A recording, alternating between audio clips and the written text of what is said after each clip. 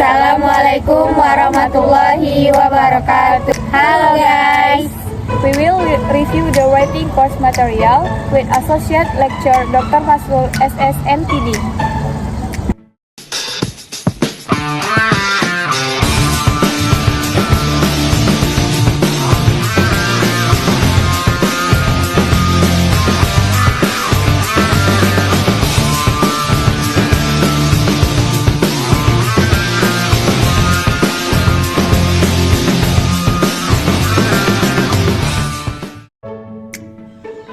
Paragraph is a collection of sentences that are interconnected and produce a curtain them. A paragraph can also be defined as a chapter in an essay that usually contains one main idea and the writing starts with a new line.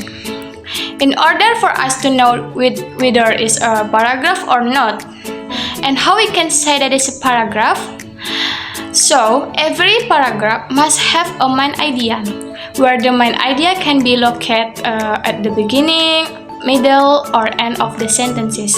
Jadi, paragraf adalah kumpulan kalimat yang saling berhubungan dan menghasilkan suatu tema tertentu.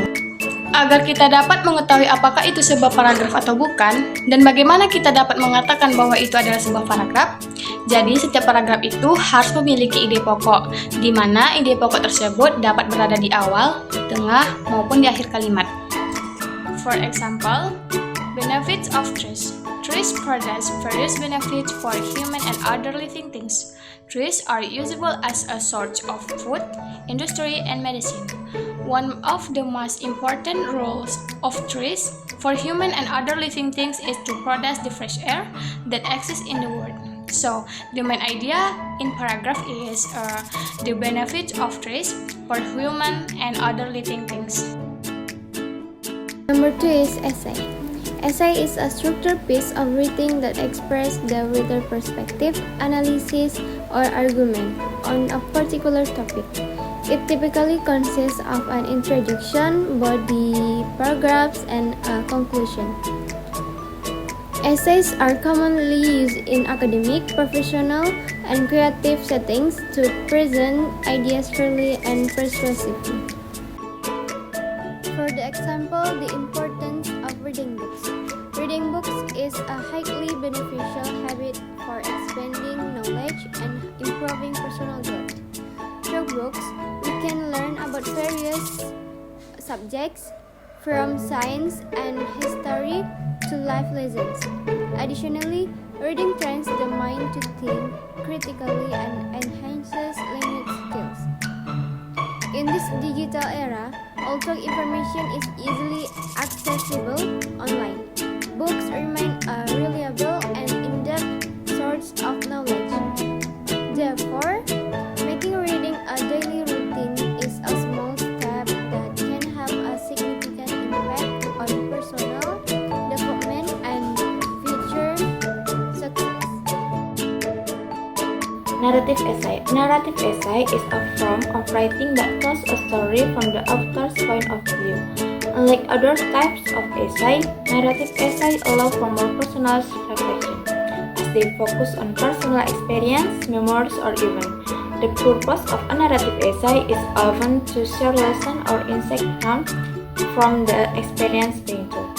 And the structure of a narrative essay consists of 3 parts. The first is introduction, the second is body paragraph, and the last is conclusion. Nah, jadi esai naratif adalah bentuk tulisan yang menceritakan sebuah kisah dari sudut pandang penulis. Jadi, tidak seperti jenis esai lainnya, esai naratif memungkinkan refleksi yang lebih personal karena esai ini berfokus pada pengalaman, kenangan, atau peristiwa pribadi.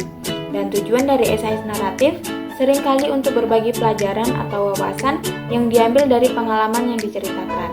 Dan struktur esai naratif terdiri dari 3 bagian. Yang pertama ada pendahuluan, yang kedua ada paragraf tubuh, dan yang terakhir ada kesimpulan.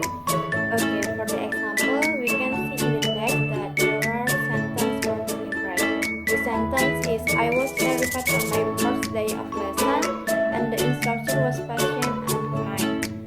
So, it is a sentence that shows that the text is based on personal experience. The sentence describes the author's emotional journey and development in life. learning to swim.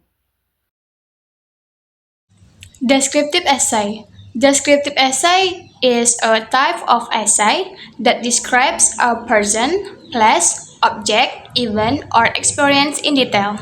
It's aimed to create a sensory experience for the reader by engaging all five senses: sight, hearing, smell, taste, and touch. Esai deskriptif adalah jenis esai yang menggambarkan seseorang, tempat, objek, peristiwa, atau pengalaman secara terperinci. Esai ini bertujuan untuk menciptakan pengalaman sensorik bagi pembaca dengan melibatkan kelima indera, yaitu penglihatan, pendengaran, penciuman, pengecapan, dan peraba. For example, descriptive essay I have the title is Morning Atmosphere, Parangtritis Beach. That morning, the warm rays of the sun began to shine on Parangtritis Beach, giving it an amazingly beautiful view.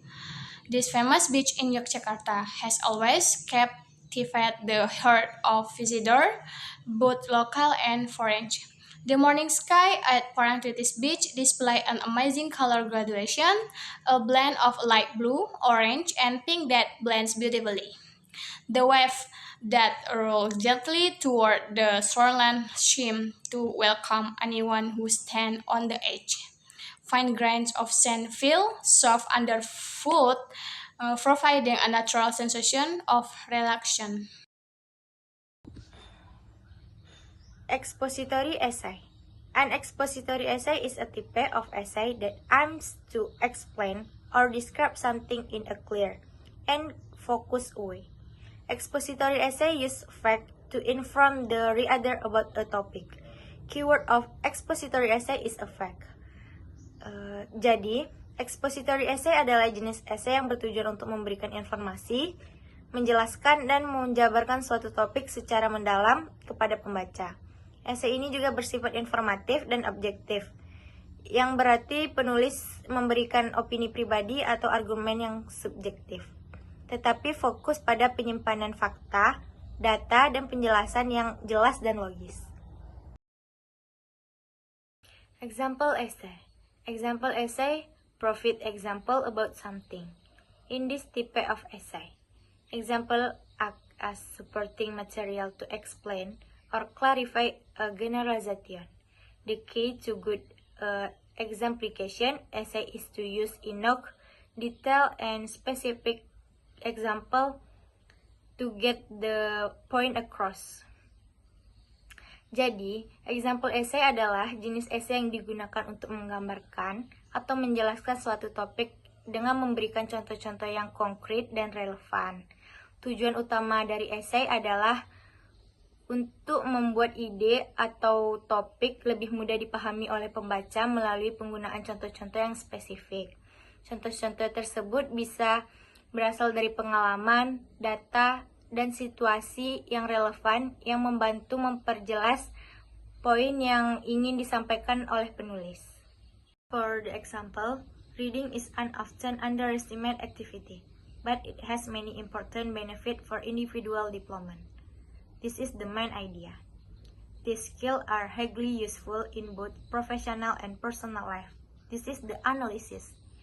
And took book or stories, we can escape reality for a moment and enjoy a world of imagination. This is the supporting evidence.